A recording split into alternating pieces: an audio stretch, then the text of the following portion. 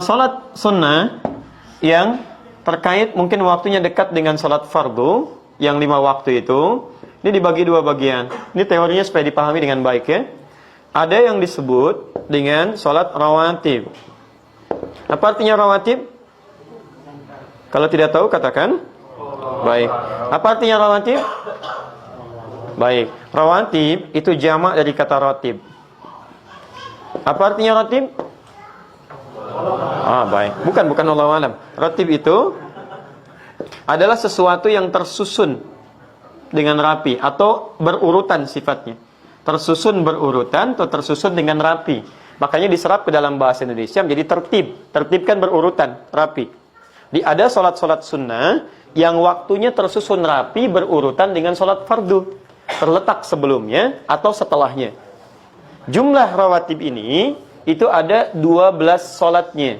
Diketahui jumlah 12 ini dari hadis riwayat At-Tirmidzi. Nama aslinya Muhammad, berasal dari Tirmidzi, disebut dengan At-Tirmidzi. Nomor hadis 414 riwayat Ummu Habibah radhiyallahu taala anha. Man shalla 12 raka'atan, siapa yang salat 12 rakaat fi yaumin wa lailatin, yang mengiringi salat fardunya siang dan malam. Arba'an qabla dhuhri, 4 rakaat sebelum zuhur.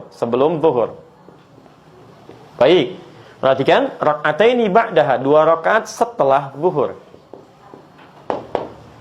Kemudian raka'ataini ba'dal maghrib, 2 rakaat setelah maghrib. Raka'ataini ba'dal isya, 2 rakaat setelah isya. Wa raka'ataini qabla subhi, dan 2 rakaat sebelum subuh. 2, 4, 6, 8, tambah 4, 12. Jumlahnya 12 rakaat.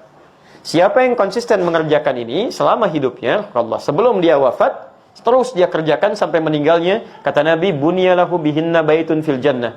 Akan dibalas oleh Allah kerja kerasnya ini dengan dibangunkan satu rumah untuknya di surga. Luar biasa. Ini. Nah, Ummu Habibah ketika mendengar kalimat Nabi ini, maka berkata pada dirinya, bima ma'na, laqad azamtu nafsi alla atrukaha tula hayati. Saya nggak akan pernah tinggalkan ini selama hidup saya. Bayangkan nggak?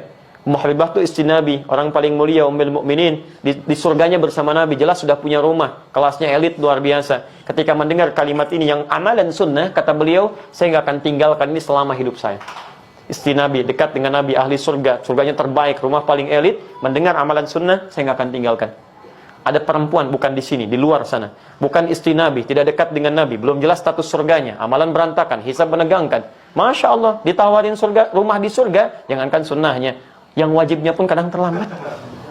Cita-cita masuk surga Firdaus tanpa hisab. Masya Allah. Ya. Luar biasa. Nah, ketemu ini, teruskan. Sebentar, teruskan dulu, belum selesai. Teman-teman sekalian, di sini kita temukan ada sebelum, ada setelah. Jelas? 4 rakaat sebelum apa? Zuhur. Dalam bahasa Arab kita tuliskan sebelum, bahasa Arabnya qabla. Zuhur. Qabla zuhri, sebelum zuhur. Jelas? Kalau kita ingin hilangkan kalimat yang kedua, misal ini disebut mudhaf ilaih, kalimat yang disandarkan.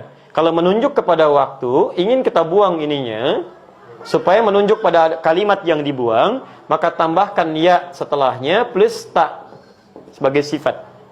Asalnya qabla, ya, asalnya a, karena ada ya, maka huruf sebelumnya di i.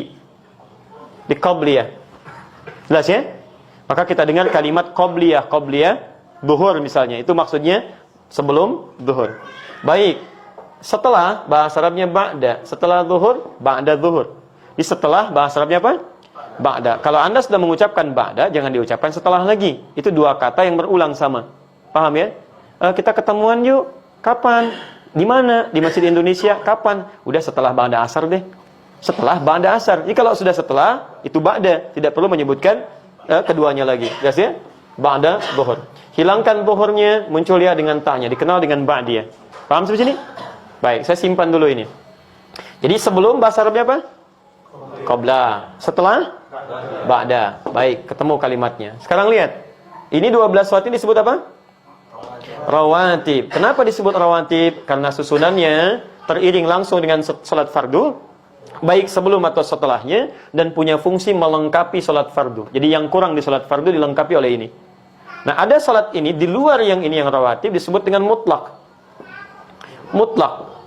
Sifatnya ditunaikan, terdiri dari dua waktunya. Satu, ada yang memang berdekatan dengan salat fardu, tapi dia tidak punya fungsi menyempurnakan salat fardu. Fungsinya fungsi sendiri, terpisah dari yang fardu. Cuman waktunya berdekatan. Contoh, asar. Asar ini ada sunnahnya mutlak 4 rakaat, ditemukan di Abu Daud nomor hadis 1257. Riwayatnya Ibnu Umar radhiyallahu taala anhuma. Ya, kata Nabi, rahimallahu ra'an shalla qabla al-'asri arba'an. Allah merahmati seseorang yang bisa salat 4 rakaat sebelum zuhur. Paham? 4 rakaat sebelum asar.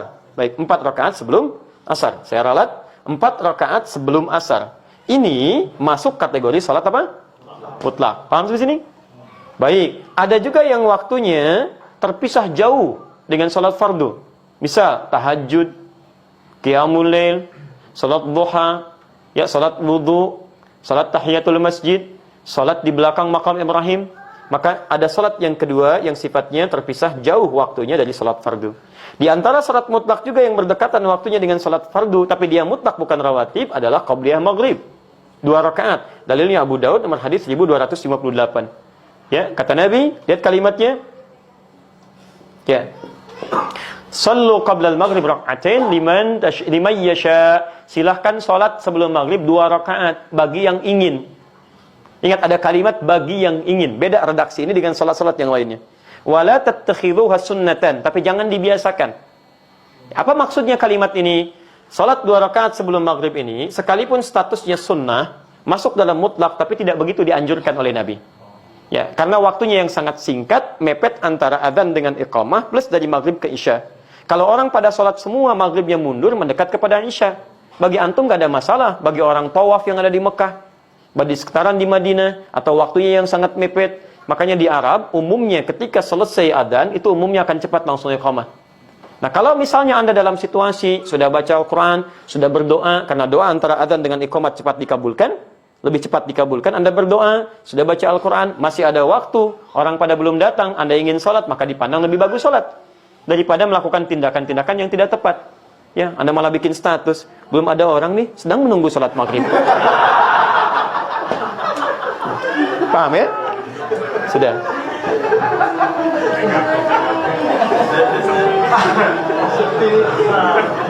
Dah. Baik. Saya tanya sekarang. Sudah? Baik, saya tanya sekarang. Ya, sebelum zuhur ada salat? Ada salat sunnah? Apa jenisnya? Rawatib. Setelah zuhur ada salat sunnah? Apa jenisnya? Baik, sebelum asar ada salat sunnah? Baik, tidak ada. Yang bilang tidak ada angkat tangan? Yang bilang ada angkat tangan? Yang tidak jelas gak usah ngangkat. Lihat, sebelum asar ada, kan kita bahas. Apa jenisnya? Mutlak. Baik ya, sebelum maghrib ada salat sunnah? Apa jenisnya? Mutlak. Ba'da maghrib ada salat sunnah? Ada. Apa jenisnya? Rawatib. Masya Allah. Sebelum isya ada salat sunnah? Apa jenisnya? Kan saya nggak pernah terangkan. Bagaimana Anda bisa jawab? Saya kan belum sebutkan. Baik ya, belum. Saya nggak sebutkan. Coba lihat, ada nggak sebelum isya? Jangan pernah mengarang, karena mengarang hanya dalam pelajaran bahasa Indonesia. Ya, kalau ada dalil silakan kerjakan. Sebelum isya boleh 2 rakaat, boleh. Masuk dalam konteks mutlak. Karena setiap antara adzan dengan iqamah kebolehan ada salat 2 rakaat. Ini mutlak sifatnya. Boleh. Ba'da isya ada? Apa namanya? Rawatib. Baik. Sebelum apa bahasa Arabnya? Qabla. Baik. Sebelum salat? Qabliyah. Baik. Setelah apa bahasa Arabnya? Ba'da. Setelah salat? Ba'diyah. Baik. Qabliyah zuhur ada enggak? Ada. Berapa rakaat? 4 rakaat. Ba'diyah zuhur? Berapa rakaat? 2 rakaat. Baik. Qabliyah asar? Ada. Berapa rakaat? 4 rakaat. Apa jenis qabliyahnya? Mutlak. Jelas? Sebelum zuhur apa jenis qabliyahnya? Rawatib. Di sini seringkali orang keliru menduga bahwa kalau disebutkan qabliyah itu yang dimaksud rawatib. Ini sering keliru di sini. Sehingga ketika disebutkan nggak ada qabliyah asar. Ada qabliyah asar, yang nggak ada itu rawatib sebelum asar. Jelas ya? Qabliyah asar ada, jenisnya disebut dengan mutlak. Di qabliyah itu nama umum bagi setiap salat yang ditunaikan sebelum salat fardunya. Jenisnya bisa mutlak, bisa lewati. Paham sampai sini? Alhamdulillah.